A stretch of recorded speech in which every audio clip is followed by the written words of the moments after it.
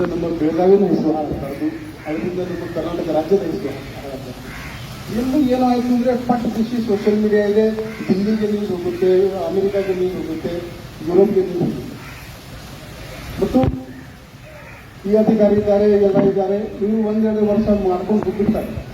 ನೀವು ಇಲ್ಲಿದ್ದೀರಿ, ನೀವು ಇಲ್ಲಿ ಹುಟ್ಟಿದಿರಿ, ನೀವು ಇಲ್ಲಿ ಬೆಳೆದಿದ್ದೀರಿ. ದಿನ ನೀವು ಇಬ್ಬರಿಬ್ಬರದ್ದು ಮುಖ ನೋಡಬೇಕು. ಇದರಲ್ಲಿ ಇವರು ನನಗೆ ಇಷ್ಟ ಇಲ್ಲ, ಇವರು ನನಗೆ ಇಷ್ಟ ಇಲ್ಲ, ಇವರು ನನಗೆ ಇಷ್ಟ ಇಲ್ಲ ಅಂತ ಮಾಡಿದರೆ ಎಲ್ಲಿ ಹೋಗೋದು? ನನ್ನ ಎಲ್ರಿಗೂ ರಿಕ್ವೆಸ್ಟ್ ಮಾಡಿದ್ರೆ, ಈಗ ಏನು ಆಗೋಗಿದೆ ಅದು ನನಗೆ ಲಿವರ್ ಕೇರ್ ಮಾಡೋಕ್ಕೆ ಆಗಲ್ಲ, ಟೈಮ್ ಅನುಮತಿ ಕೊಡಲ್ಲ. ಬಟ್ ಬರುವ ದಿನಗಳಲ್ಲಿ CID ಅವರು ಬಂದಿದ್ದಾರೆ, ಅವರು ಉನ್ನತ ಮಟ್ಟದ ಕೆಲಸ ಮಾಡ್ತಾರೆ. ಅವರು ಬೆಸ್ಟ್ ಎಕ್ವಿಪ್ಮೆಂಟ್ ಇದೆ ಇನ್ವೆಸ್ಟಿಗೇಷನಲ್ಲಿ, ಅದನ್ನೆಲ್ಲ ತಗೊಂಡು ಬಂದಿದ್ದಾರೆ. DIG ರ್ಯಾಂಕ್ ಅಧಿಕಾರಿ ಬಂದಿದ್ದಾರೆ, ಅದಕ್ಕೆ ಕೂಡ ನಾವು ಟ್ರೈನಿಂಗ್ ಮಾಡ್ತೀವಿ. ಬರುವ ದಿನಗಳಲ್ಲಿ ನನ್ನ ಕೈಯಲ್ಲಿ ಏನಿದೆ ಅದು ನನಗೆ ಮುಂದಿನ ದಿನಗಳಲ್ಲಿ ಏನು ಸಣ್ಣ ಪುಟ್ಟ ಆಗಿದ್ರೆ ನನ್ನ ನಂಬರ್ ನೀವು ಇಟ್ಕೊಳ್ಳಿ. ಕಮಿಷನರ್ ಇದ್ರೆ ಕೂಡ ನಾನು ಮೊದಲನೇ ಹೇಳಿದ್ದೀನಿ, ನಾವು ಜನಸೇವಕಿದ್ದೀವಿ, ಪಬ್ಲಿಕ್ ಸರ್ವೆಂಟ್. ನಮ್ಮ ಹೆಸರಲ್ಲಿ ನಮ್ಮ ಡೆಸಿಗ್ನೇಷನ್ನಲ್ಲಿ ಏನಿದೆ ಇಂಡಿಯನ್ ಪೊಲೀಸ್ ಸರ್ವಿಸ್ ಅಂದರೆ ಸರ್ವಿಸ್. ನಾವು ನಿಮ್ಮ ಸೇವಕಿದ್ದೀವಿ. ನಮಗೆ ಶಾಂತಿ ಕಾಪಾಡೋದು ಮೊದಲನೇ ಕೆಲಸ. ನಿಮಗೆ ಒಂಚೂರು ತೊಂದರೆ ಆಗಿದೆ ಕರೆ ಮಾಡಿ, ನಾವು ಬರ್ತೀವಿ. ನಮಗೆ ಕೂಡ ಇಷ್ಟ ಇಲ್ಲ ಇಷ್ಟು ಮಂದಿ ಬ್ಯಾನ್ ಇಲ್ಲಿ ಹಾಕಬೇಕು ಅಂತ. ಬಟ್ ನನ್ನ ಕೋರಿಕೆ ಏನಿದೆ ಅಂದರೆ, ಹಿಂದೂ ಆಗಲಿ, ಮುಸ್ಲಿಂ ಆಗಲಿ, ಕ್ರಿಶ್ಚಿಯನ್ ಆಗಲಿ, ಇನ್ನೂ ಯಾವ ಧರ್ಮದ ಜನ ಇದ್ದೀವಿ, ನಿಮ್ಮಲ್ಲಿ ಆತ್ಮಸೌಹಾರ್ದ ಆಗಲಿ. ನಿನ್ನೆ ಯಾರ ಸಂತೆ ಅವರು ಬಂದು ನಾವು ಬುಕ್ಕೆ ತಗೊಂಡು ಅವ್ರ ಜೊತೆಗೆ ಮಾತಾಡ್ತೀವಿ. ಅವರು ಹೇಳಿದ್ರು, ಸರ್ ನಮ್ಮ ಹಿಂದೂ ಧರ್ಮದ ಹಬ್ಬ ಇದ್ರೆ ಮುಸ್ಲಿಮರು ಬರ್ತಾರೆ, ಕ್ರಿಶ್ಚಿಯನ್ ಬರ್ತಾರೆ. ನಮ್ಮಲ್ಲಿ ಮುಸ್ಲಿಂ ಹಬ್ಬ ಇದ್ರೆ ಹಿಂದೂ ಬರ್ತಾರೆ, ಕ್ರಿಶ್ಚಿಯನ್ ಬರ್ತಾರೆ. ಅಷ್ಟೇ ಒಳ್ಳೆಯ ಸಮನ್ವಯ ಇದ್ದಾಗ ಈ ಘಟನೆ ಆಗಿದೆ. ಅದರಿಂದ ಒಂದು ಘಟನೆಗೆ ನೋಡಿ, ಇಡೀ ಅವ್ರದ್ದು ಕೆಲಸ ಇಷ್ಟು ಸಿಂಪಲ್ ಇದೆ.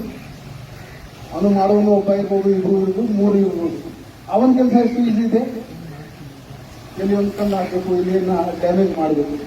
ಬಟ್ ಅವನಲ್ಲಿ ಎಷ್ಟು ಪೊಟೆನ್ಷಿಯಲ್ ಇದೆ ಅಂದರೆ, ಈ ಊರಿನ ಏನು 1,000-2,000 ಪಾಪ್ಯುಲೇಷನ್ ಇದೆ, ಅವರಲ್ಲಿ ಅವ್ರು ಡಿವೈಡ್ ಮಾಡಬೇಕು. ನಾನು ಯಾರು ಜನ ಮುಸ್ಲಿಂ ಅಲ್ಲಿ ಕ್ರಿಶ್ಚಿಯನ್ ನೋಡಿ, ಅವನ ಕೆಲಸ ಎಷ್ಟು ಇದೆ.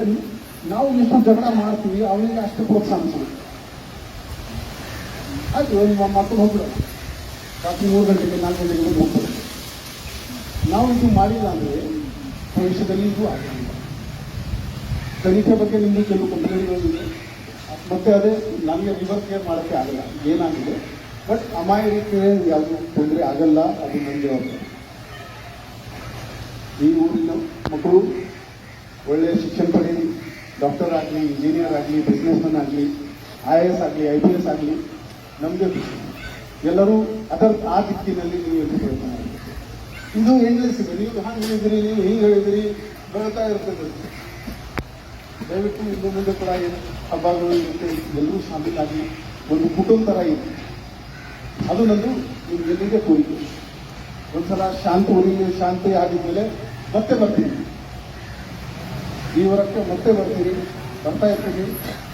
ಆವಾಗ ಪ್ರೀತಿಯಿಂದ ಹೇಳಿ, ಇಲ್ಲಿ ಏನಾಯಿತು, ನೀವು ಈ ಕಡೆ ಪ್ರೀತಿಯಿಂದ ಹೇಳಬೇಕು, ಇಲ್ಲಿ ಏನಾಯಿತು ಅದು ಕೇಳೋದು ನನಗೆ ಕೂಡ ಇಷ್ಟ ಆಗುತ್ತೆ. ಇದು ಇವನು ಹ್ಯಾಂಗೆ ಹೇಳಿದಾನೆ, ಏನು ಮಾಡೋದು.